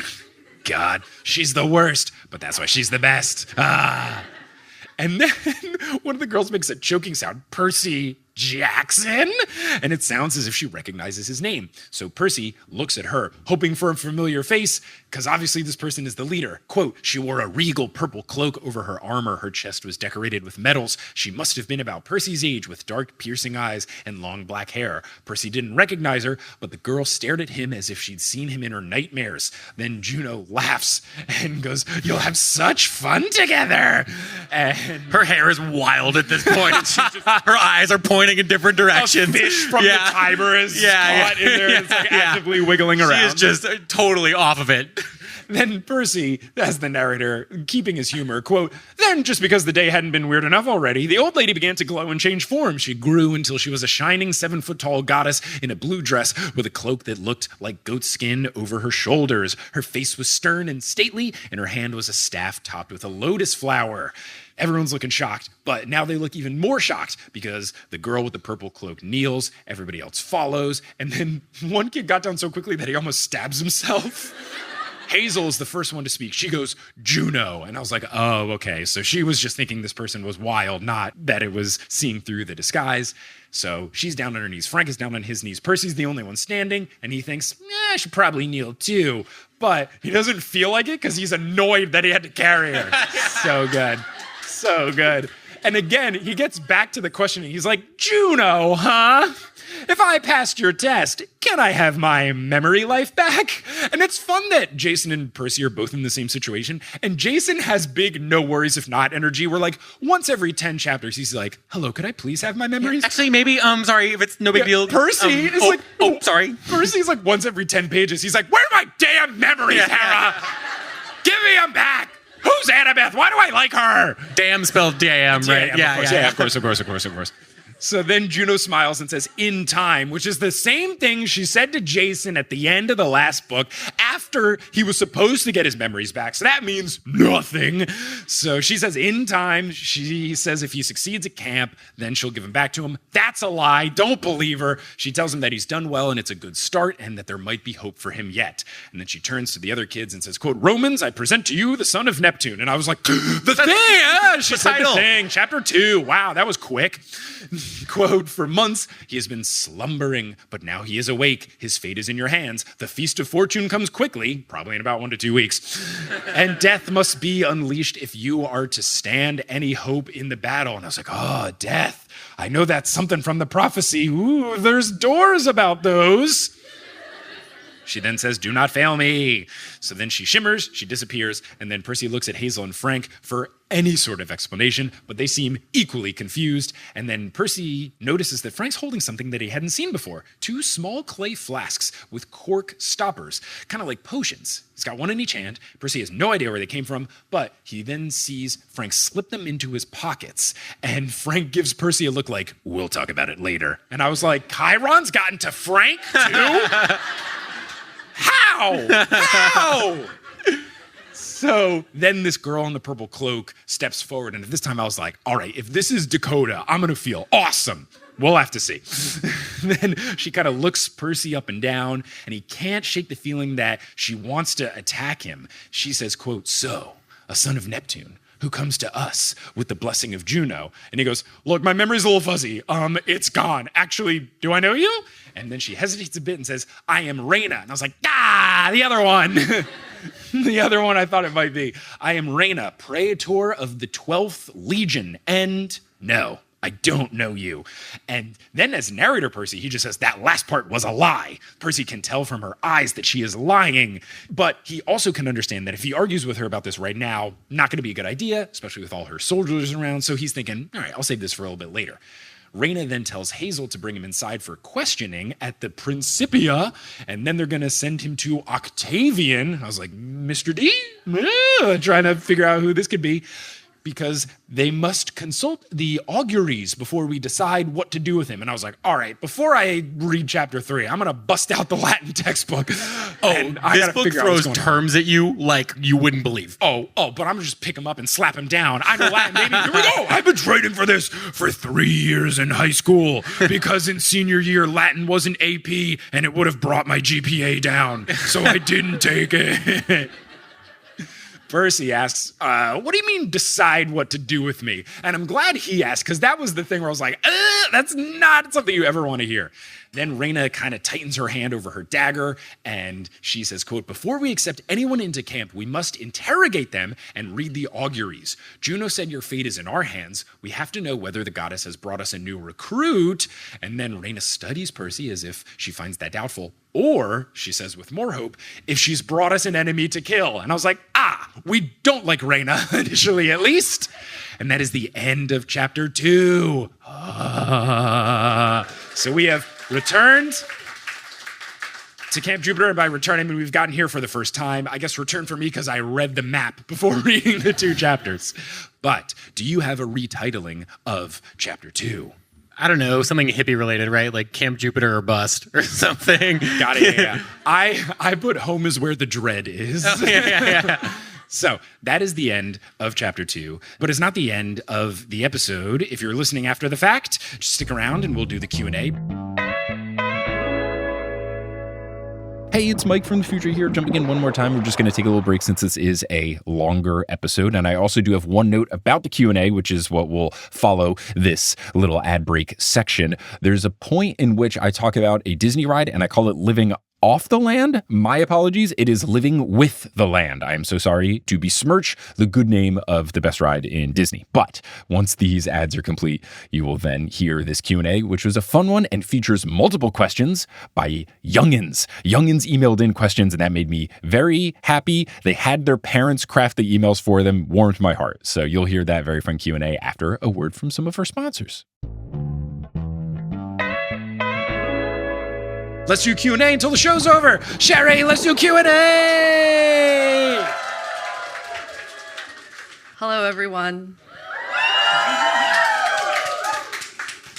This first question is from George. George says, hi, Mike. I'm 8 years old, and I listen to the podcast with my mom. Yes. She typed this for me. Thanks, Mom. Oh! I just got to go to Disney World this year and took my picture with the Percy Jackson filming props and costumes. My question is, if Disney created Percy Jackson Land, what ride would each of the characters have? Ooh, okay. Percy Jackson Land, there's some rides. Obviously, Percy's going to have some sort of like log flume, or I would love it if they rebranded one of the water parks to be Percy Jackson, so he's got like water slides and stuff. Annabeth is going to have like one of those things at Epcot where it's not a ride, but it's like an educational fun thing. Grover would just be living off the land at Disney, the best ride at Disney. It's one of those ones you probably have missed it. You like go in a boat and it like shows you how they grow weird plants and fruits and stuff at Disney. It slaps so hard. I can't recommend living off the land enough. It's in the same building where they do Soarin', but it's like off to the other side. There's never a line. It's fantastic. We would have to do there would have to be a Tunnel of Love, right? That would be good. That would be a good kind of catch-all. With a little bit of, Hephaestus thrown in. Yeah. And then Clarice would just have, they have the like Indiana Jones stunt show. Clarice would have one of those stunt shows where they do all sorts of like fighting and stuff. Yeah. Cool. Thank you, George, for that question. That's so good. This next question comes from longtime fan Stephen Para. Oh, okay. Yeah. I think I've heard his name. Also, there were a lot of similar food-related questions, so I'll just shout out the people now. Shout out to Hannah and Steph from Canada, Hong Nguyen, sorry about pronunciation, Hannah from New Zealand, who's watching from tomorrow. That's good. How is it? Dayton from Memphis, Rachel from Wisconsin, and Kat and Adam from the live show. Cool. Okay, so Steven asks, let's say we're at Bargain Mart. Obviously, we shouldn't eat the Gorgon's blood-tinged cheese and wieners. However, what tasty supermarket snack do you think would tempt you guys to take the risk? Any help would be appreciated, as I need a list for HEB. Ooh, okay. My answer, and you'll know this from fact anytime we're at tour, the cereal aisle would get me because you all know this in New York, like just with a lot of the smaller grocery stores, like you just kind of get the standard issue cereals. Like you're going to have your Frosted Flakes and your Cinnamon Toast Crunch. But when you're out on the tour in places like Grand Rapids, Michigan, and they have like proper Walmarts and big, like, was it Meijer or whatever, like big grocery stores, those have huge cereal aisles where you'll get like the funky things. Like I listened to a cereal podcast and they were like, oh, it's this limited By Sarah Koenig. Oh, God, no. It's the empty bowl. It's so good. But they will like talk about all these like particular cereals where it's like, oh, this special flavor of Special K or whatever. So when I'm on tour, I love to go to the cereal aisle and find cereal that you can't get in New York. Also, cereal in New York's like $8 a box and it's like $2.99 everywhere else. So I would get tempted by some funky, specific, very niche cereal. And for HEB specifically, they have like their own brands. They have mango flakes that are really good. They have horchata crisps, which are like Rice Krispies, but horchata flavored. HEB's got like a whole line of things called Cerealology, which is like these fancy artisan chef curated cereals. I would die in the cereal aisle. What about you? I think the world's greatest snack is the Trader Joe's Ritz Bits cheese version. If you haven't tried it, go get yourself like 5 boxes and then proceed to eat them in one sitting because they're the most addicting snack in the world. Good to know. Alrighty. This next question's from Mathilde, who's watching from Berkeley. Oh, cool. Oh, how fitting. What New York City street would you least want to carry a goddess across? Definitely anything in the vicinity of Times Square. Well, anything there. That's an easy one. Easy. Yeah. This next question's from Arisha. If you could have any of the characters show up as special NPCs in Hades the video game, what would be a fun addition and what boons/gifts would they offer? Okay, so it's any Percy Jackson character or? Any. Okay. Oh, so just like Greek god or anything? Ooh, trying to think. Someone that would be fun. Well, there would definitely be Chiron just giving you vague allusions to what's about to happen. Yeah, that would be really funny. I think that would be really good. Oh, if you had like, there's certain characters in Hades the video game where you'll have like people that help you out. Like in the first game, there's like a thing called summons, and then there's some other stuff. Having the different like animal friends come, like if Blackjack swooped in and like, picked up like some enemies and flew them off the map or something, that would be fun. Or if there's like a water-based thing and Rainbow comes around, like that could be really cool. Or if Grover gave you satyr power boons, like what all the satyrs can do and poison people. It just gives you a triple espresso. Yeah. Yeah, I think that. Or like Coach Hedge. Coach Hedge would be so fun. He just like comes in and baseball bat. He tries to attack everyone and he like trips over his own shoe. Yeah, there's so many good options. You would never use it because it was useless. It's purely just a comedic thing that doesn't actually help you. Yeah. It's like in the Spider-Man PS4 game, like one of the power-ups you can use is just quips, and you just like say something that like talks trash and it does 1 hit of damage. It's just a good bit. This next question's from Noah. What does the sticker on your computer say? Oh, it says a tattoo. I have stickers on my MacBook I regret. It's from Adam Mamawala, who's a good friend of mine and a very good stand-up comedian, and that's one of his jokes. So yeah, that's what it says. This next question's from Emily. If someone unseriously numbered all the chapters in a memoir of your life, what would you name chapter 32? Oh. If they unseriously... I guess in the vein of this book. Yeah, so like giving me like a funky yeah. chapter name and stuff. Chapter 32, I don't know. So I guess like year 32. We're going to say I'm making it to 100 years old. That makes sense. Okay, I was like, how far along in my life is chapter 32? It's got to be something about having a kid. Let's see. I bring life into the world. No, it's too. My wife brings life into the world is what I meant. Yeah, right. She definitely did the harder job. Yeah. Let's see. Maybe just, if we want to go like vague, confusing, maybe just call it like tummy time, because I'm spending a lot. Tummy time's great. I'm having a lot of tummy time. I'll just lay down right there next to her like, what's up? You having a good one? Yeah. So maybe tummy time would be a good one. Do you have something for year 30 of your life? Yeah, I don't know where year 30, I don't know. Probably something about like training my dog not to be intimate with our pillows or something. Okay, yeah. Important. Things are exciting. Can I give mine for year 24 or chapter 24? Yes, please. Lost. You'll get there. Chapter 25, found. Or still lost. Okay, this next question is from your editor? Oh, I've heard good Yeah. things. She's a pretty good Yeah, name's Sherry Guo. So from your editor, if Percy was a Taskmaster contestant, what would become Percy's accidental catchphrase? Ooh, okay. On the TV show Taskmaster, you'll have stuff where people just like say the same thing a lot while they're struggling to do the tasks, and then it kind of just becomes their catchphrase by accident. So Percy, I'm trying to think if there's like a certain thing he said repeated a lot. Something about like the trash talk or just the fact that he was like always getting stuck in these like ridiculous situations. Do you have any thought of what Percy's like accidental catchphrase would be? Probably just like the lyrics to Riptide. Just like like just throwing out the lyrics to Riptide.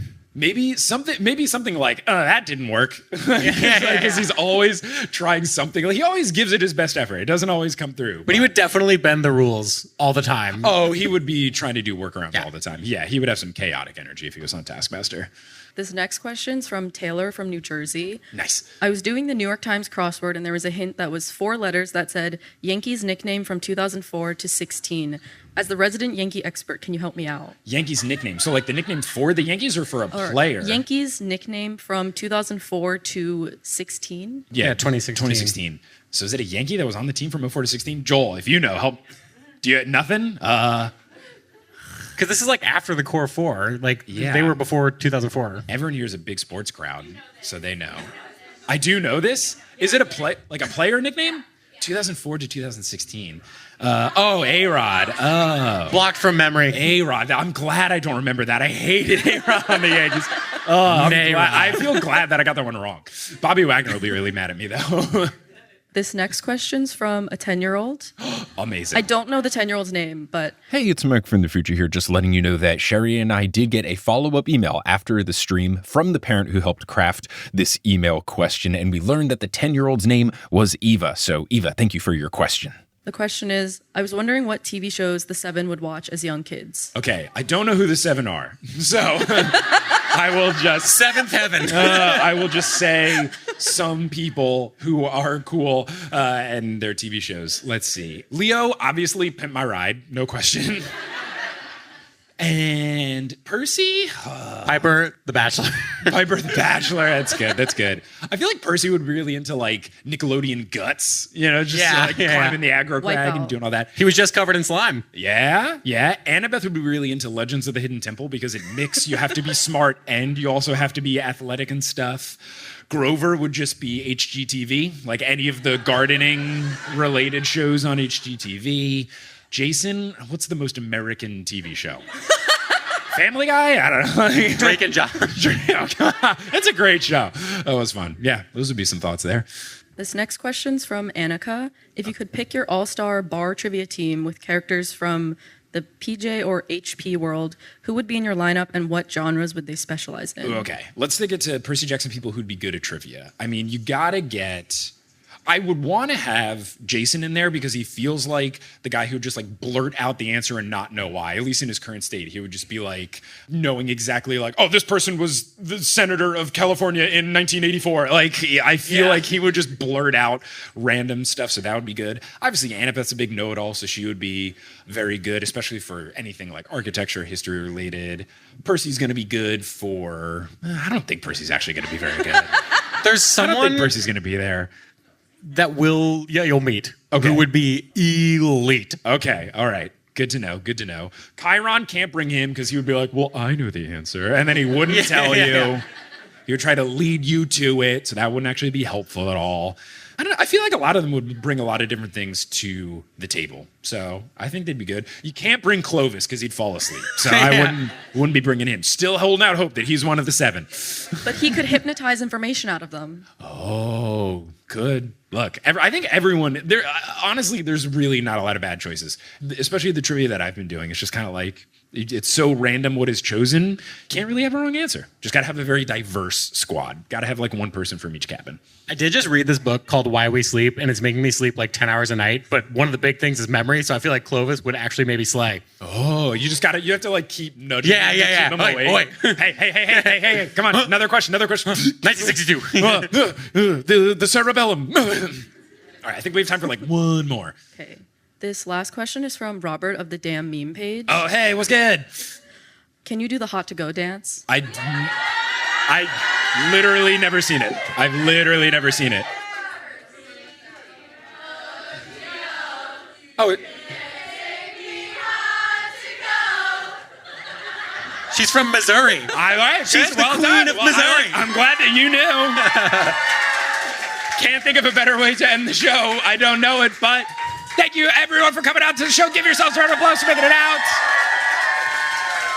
Give it up to Johnny for being an incredible guest. Give it up to Sherry for running the Q&A. Give it up to Barb and Joel for running the merch table. Give it up to Kelly for babysitting the little one back home. Give it up to Anna Grace, my wife, who's at the first one of these that she's ever been to. This is like my 10th one. So fun. And give it up to everyone here from the video team who did the stream. They did an awesome job, I'm sure. And give it up to everyone here at City Winery, from sound to hospitality. Everyone was killing it, so shout out to all of them. Really, really appreciate this being such a smooth show. Thank you all so much for coming. This is such a fun time. Obviously, I'm going to come back to do another New York show. Got to, but until I find my way back here to the land of bagels that are actually good, until I bring another show to you, I'll see you later. Thanks so much for coming out, everybody.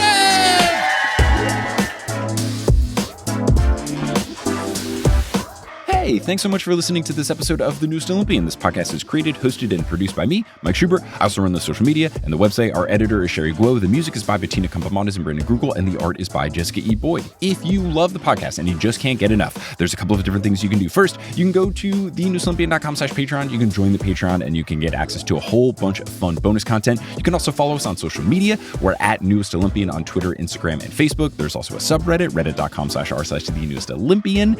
And there's also the TNO Discord, which you get access to by joining any TNO tier on the Patreon. You can learn all about the show at thenewestolympian.com, and you can get some sweet TNO merch at thenewestolympian.com/merch.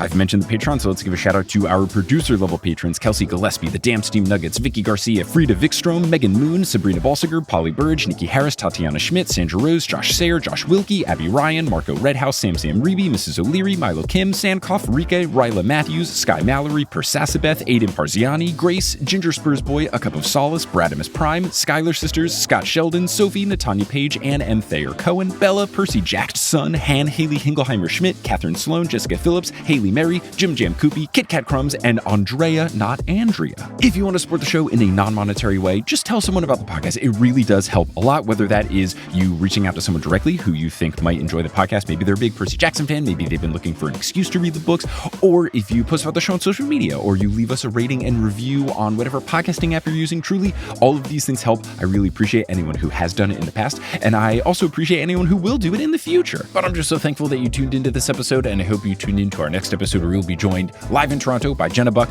our designated Canadian, to break down Chapter 3 of The Son of Neptune. But until then, I'll see you later.